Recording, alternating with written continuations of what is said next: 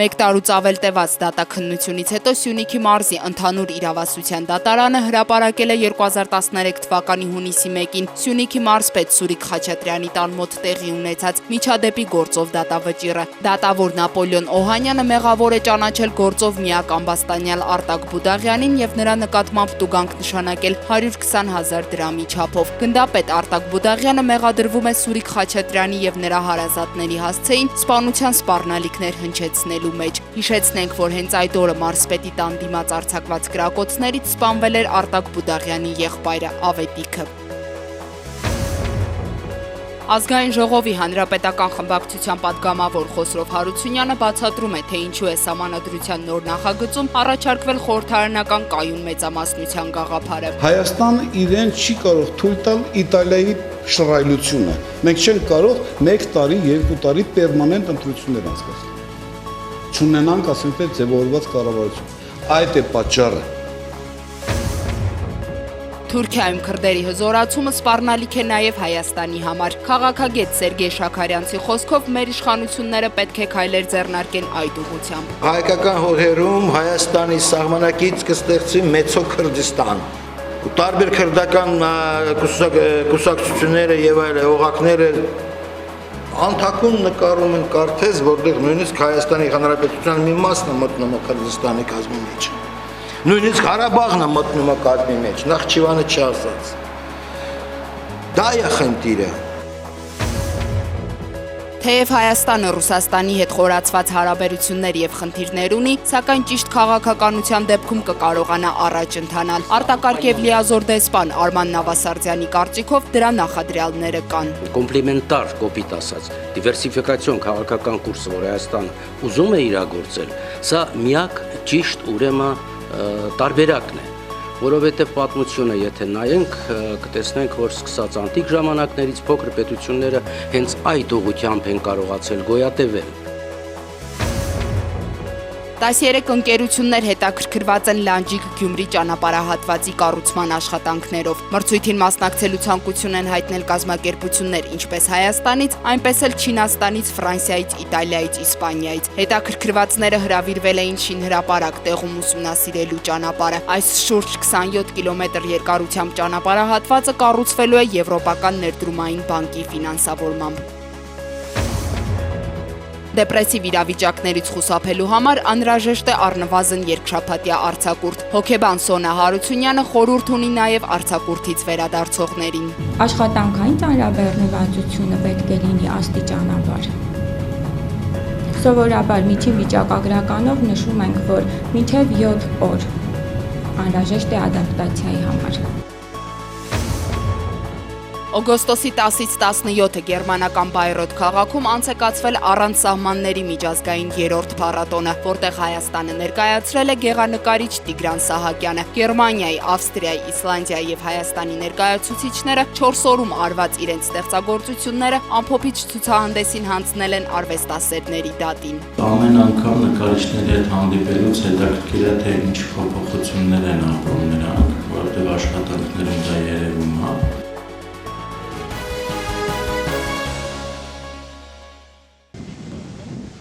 Հանրապետության հրապարակում անվադողերից բեմահարթակ կառուցելու փորձը ձախողվեց։ Անվադողերը հրապարակ տեղափոխելու ճանապարհին Ոտքի Հայաստան նախաձեռնության անդամներին դիմավորեցին ոստիկանական ուժերը։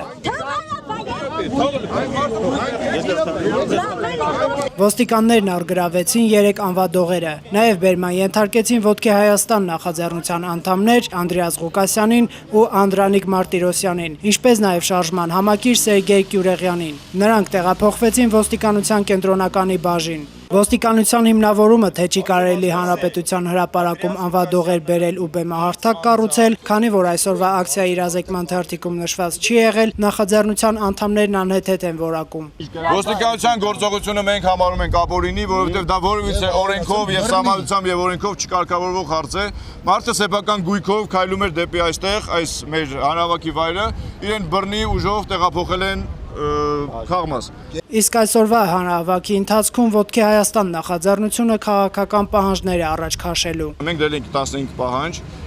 որպեսզի կատարվի այս իշխանությունների կողմից եւ դրա հետ մեկտեղ մենք դրել էինք կառավարության Սերժ Սարգսյանի եւ ազգային ժողովի հրաժարական, որը ինքնին բերելու էր ամբողջ նաեւ հանրապետական կուսակցության լուծարման։ Հանրապետության հրապարակում եւ նրա մերձակայքում կենտրոնացված են մեծաթիվ ոստիկանական ուժեր։ Ընդհարումները ոստիկանների ու քաղաքացիների միջև շարունակվում էին։ Վարան Բաղդասարյանի աշխատասեղանին դրված են իր խմբակցության անդամների մոտ 160 առաջարկները նոր սահմանադրության նախագծի մասին։ Եվ դեռ շարունակվում է այդ առաջարկությունները ներկայացումը։ Հանրապետականը կողմ է այս նախագծին, ասում է պարոն Բաղդասարյանը, թեպետ ինքն էլ մտահոգություններ ունի նոր սահմանադրության հետ կապված, բայց դրանք կայուն մեծամասնությանը չեն առնչվում։ Ես ասում եմ, որ ցանկալի է, որ կայուն մեծամասնությունը լինի այնպեսին, եթե կոալիցիոն սկզբունքով է լինի, որ խոցելի չլինի, փխրուն չլինի դա, որ անդադ այսինքն 2 ամիսը 1, 3 ամիսը 1 կամ տարին 1 ինչ-որ առիթներով կարողանան ցնցումներ մտցնել։ Ես յուրաքանչյուր ցնցում, յուրաքանչյուր փոփոխություն, յուրաքանչյուր կառավարության նոր ձևավորում իր հետ բերում է նոր խնդիրներ եւ նոր խնդիրներ։ Վարան Բաղդասարյանի համար այսօր գլխավորն այն է, որ հանրությանը հասկանալի լեզվով ներկայացվի նոր սահմանադրության տեքստը։ Չեմ թաքցնում, որ բավականին բարդ տերմինոլոգիաներ կան եւ բարդ ձևակերպումներ կան նաեւ։ Պարոն Բաղդասարյանի կարծիքով այս նախագծի շուրջ կոնսոլիդացիան ավելի շուտ պետք է կայանա հասարակության հետ, քան քաղաքական ուժերի, բոլորը պետք է նրա հետ աշխատեն։ Ինձ համար ավելի կարևոր է կոնսոլիդացիա ասացի մեջ հանրության հետ լինի այդ կոնսոլիդացիան։ Նույնիսկ ընդդիմադիրները, որոնք դեմ են, նրանք նույնպես աշխատեն եւ ասեն ինչու են դեմ եւ հիմնավորեն այդ դեմ լինելու պատճառները։ Մինչև անցյալ տարվա սեպտեմբերի 3-ը հանրապետականը երբեք չի խոսել կառավարման համակարգի փոփոխության կարևորության մասին, ինչու հանկարծ ամբողջ ձայնով սկսեց խոսել Սերժ Սարգսյանի հայտարարությունից հետո։ Միշտ ենք խոսել, ասում է խմբակցության ղեկավարը, բայց մեր մեջ։ Հրապարակային պետք է խոսի դա հանրապետական կուսակցության ղեկավարը եւ նա հրապարակային հայտարարի։ Բոլոր ընդդիմադիր ուժերը խոսում էին, հանրապետականն էլ սկսեց խոսել խորհրդարանական կառավարման անցնելու մասին, սակայն որպեսզի հրապարակային խոսեր, պետք էր քաղաքական որոշում։ Այդ քաղաքական որոշումը Սերժ Սարգսյանի հայտարարությունն էր։ Գիշերը Երևանի կենտրոնում ծեծի է ենթարկվել Պանտերա անվտանգության ծառայության հերթափոխի պետ Վարազդատ Խոսանյանը։ Նա հայտնի է որպես մի շարք հայտնի անձանց անվտանգությունը Հայաստան այցի ժամանակ պահպանած անվտանգության աշխատակից, այդ թվում ամերիկահայ հեռուստաաստղ Քիմ Քարդաշյանի։ Նա թիվ 1 հիվանդանոցային համալիրի վերակենդանացման բաժանմունքում է։ Բժիշկները հրաժարվեցին տեղեկատվություն հայտնել տեսախցիկի առաջ։ Այս բանին համարվում անձաններ, ունի հիմային մասի փոթորվածքի եւ ուղղություն։ Դեմքի մասն ուղղելի ցնցում Ջարդված ամբողջովին խփել են, ինչ են։ Ամբողջովին չեմ կարող ասել, քիթը գիտեմ, ասեց կաստի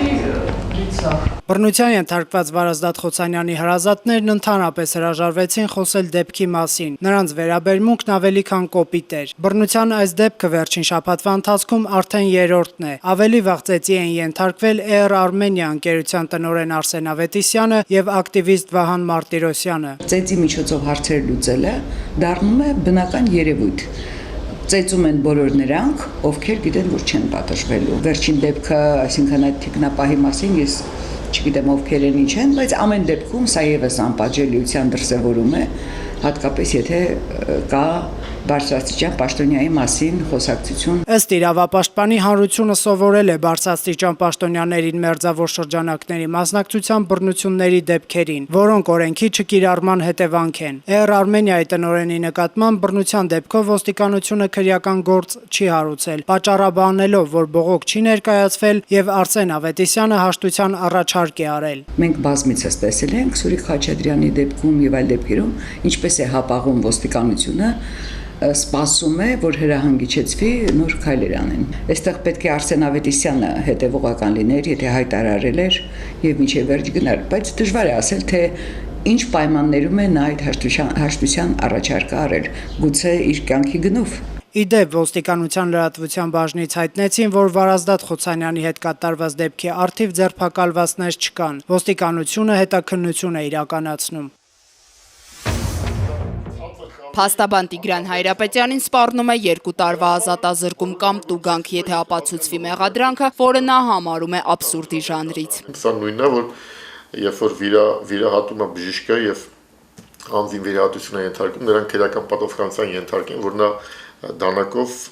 մարմնական վնասվածք հասցրել հիվանդին կույրալինք հեռացնելու ժամանակ։ Փաստաբանի նկատմամբ քրեական գործ է հարուցվել իր վստահորդներից մեկի Ժուլիետա Ամարիկյանի գործի առնչությամբ։ Հատուկ քննչական ծառայությունը մեղադրում է նրան սադրիչ հարցեր տալու եւ չափից ավելի միջնորդությունների համար։ Քարտ եմ ուղղել, որ բայց չէ որ դուք գիտեիք, որ ներկայացուցիչ ունի, փաստաբան ունի ու ես խնդրեցի, ինչի չսպասեցիք ինձ առաջինը, երկրորդ հարցրեցի իսկ ինչի մասին եք խոսել։ Այս ամենը 2013 թվականից է սկսվել։ 2 տարի առաջ սեփականությունը չկիսելու պատճառով 62-ամյա Ժուլիետա Ամարիկյանը ունեցել է տարաձայնություններ եղբոր հետ, որից անմիջապես հետո նրան տարել են Ավանի հոգեբուժարան, որտեղ ենթարկվել է խոշտանգումների։ Ժուլիետա Ամարիկյանն ասում է կեղտոտ դույլերով են բերում ուտելիքը, ոնց կարող եմ ուտել այդ ուտելիքը առերեսման ժամանակ։ Հոգեբուժարանի աշխատակից ասում է այո, դույլերը կեղտոտ են, բայց ներսը մաքուր է։ Փաստաբանի ջանքերով վերաքննիչ դատարանը բեկանել է առաջին ատյանի դատարանի Ժուլիետա Ամարիկյանին հոգեբուժարանում հարկադրաբար պահելու որոշումը։ Ավելին, քրեական գործ է հարուցվել Ժուլիետա Ամարիկյանի նկատմամբ ցուցաբերված վերաբերմունքի եւ նրան հարկադրաբար բուժման ենթարկելու համար։ Բացահայտվել են մի շարք խախտումներ, բայց հատուկ քննչական ծառայությունը որոշել է գործի ընթացքը տանել այլ ուղղությամբ։ Քննիչը պետք է, եթե արդարություններ ուզում, այս ուղղությամբ պետք է գնան, բայց շատ հարմար էր ասել, որ Ժուլիետա Ամարիկյանին նորից տանել հոգեբուժարան ու սա հարցերը լուծվում էր։ Փաստաբանական համայնքը Տիգրան Հայրապետյանի դեմ քրեական գործի հարուցումը որակել է հետապնդում մասնագիտական գործունեության նկատմամբ։ Փաստաբանների պալատը հետամուտ կլինի իր գործընկերոջ շահերի պաշտպանությանը, օրենքով չարգելված բոլոր տարբերակներով։ Սա ոտնձգություն է փաստաբանական այդ ինստիտուտի փաստաբանության նկատմամբ, իսկ նման ոտնձգություն իրականացնողներն էլ պետք է պատժվեն։ Ցանկացած գործ բերեն չի կարող պատահել ստեից առանց պատրաստել տանը։ Երաժշտական գործիքների վարպետ Ժորա Խաչատրյանի արվեստանոցն է։ 53 տարի արդեն այստեղ է աշխատում, բայց նոր է զգում տարածքի փոքր լինելը։ Հիմա որ մեծացել եմ, ոնց շարժվում եմ մի կողմի խփում եմ։ Այնվաղ ջահելի լովկի էի, չէ՞։ Մանցնում էի, չէի կպնում։ Հիմա վարպետը միայն նորոգում է, մինչդեռ նախկինում երաժշտական գործիքներ էր պատրաստում, մասնավորապես կանոն։ Կանոնի պահանջ շատ կար, կանոն չկար, ու ես էլ ասեցի, սպասի նախաձեռնեմ։ Ժորա Խաչատրյանը գիտի կանոնի ելևէջները, դասավանդել է եւ այսօր հպարտանում է իր աշակերտներով։ Հիմա որ ասես ցանկացած դասատուի 70 երեխա նա չի պատկերացնի այդքանի հետ աշխատել չի լինի։ 77-ամյա Ժորա Խաչատրյանն ասում է այլևս չի էլ կարողանում նախկինի նման նվագել։ Մատները դողում են, իրեն չեն ենթարկվում։ Հիմա միջև մի հատ կանոն լարում եմ, կես ժամանակ, այն ժամանակ 10 կանոնը 15 մաքսիմում 15 րոպեում լարում էի։ Կանոնով հետաքրքրվողները քիչ են, պատճառներից մեկն էլ թանկ լինելն է։ Արքա գործիք, արքա շատ բարձր տեմբերը լսում ես հոյակապ ձայն ունի, հնչողականություն ունի, բայց պաստիկ պայմաններ չունեն։ Ժորա Խաչատրյանի տան մի անկյունն էլ թանգարան է հիշեցնում։ Ինչ պաստոշնիցենա։ Մեր հայկական հոգի է, էլի։ Ու հենց տանն էլ վարպետը ձեռքն է վերցնում երաժշտական գործիքը, ինչ կապ ունի, որ մատները դողում են։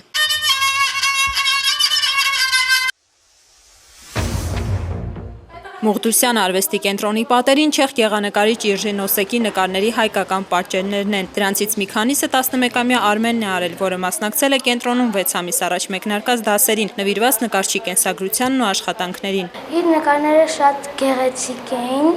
հաճել էր նկարել, որտեղ հայ եմ ես ու պարտավոր էր նկարել։ Արդեն մեկ դարը լրացել էր եւ դրա համար մենք նկարել ենք դրանք, նաեւ նկարել ենք դրանց համար անմոռուկներ։ Իժի Նոսեկն այն եվրոպացի արվեստագետներից է, ով իր գործերում անդրադարձել է Հայաստանին, հայոց ցեղասպանությանը։ Նրա 50 անհատական ցուցահանդեսների մեծ մասը նվիրվել են մեր երկրին։ Շատ բարդ էր նկարելը, ու այն էր հետաքրքիր, որ ինքը չեխ լինելով նկարել է հայերի ցեղասպանության թեմայով։ Ցուցահանդեսը կազմակերպվել է Հայաստանում Չեխիայի եւ Չեխիայում մեր երկրի դեսպանատների աջակցությամբ։ Չեխ տաղանդավոր գեղանկարիչ Իժի Նոսեկի գործերը բոլորիս Չեխիայում հայտնի են եւ շատ ուրախ եմ, որ նաեւ այստեղ նրան ճանաչում են, քանի որ նա ինքն է անվանել Հայաստանը իր երկրորդ տունը։ Կենտրոնի ստեղծման 1 տարին դեռևս չի բոլորել։ Այստեղ ներկայում հաճախում է մոտ 30 երեխա։ Ներառական կրթությունը մեր առաջնահերթություններից է։ Ունենք արդեն երեխաներ մանկատան, երեխաներ են գալիս կամ հատուկ դժվար ընտանիքների երեխաներ են նաև այցելում մեզ հյուր են գալիս։ Փոքրիկները սովորում են գեղանկարչություն, քանդակագործություն, անցկացվում են արտ-թերապիայի ժամեր։ Կենտրոնի հիմնադրի խոսքով պարտադիր վճար չկա։ Վճարունակ ծնողները հոգում են իրենց երեխաների ներկերի ծախսերը, որից գումար ավելանալու դեպքում ներկեր են գնվում նաև ոչ վճարունակ երեխաների համար։ Սեպտեմբերից կենտրոն հաճախողների թվում կլինեն նաև դատապարտված անձանց երեխաները։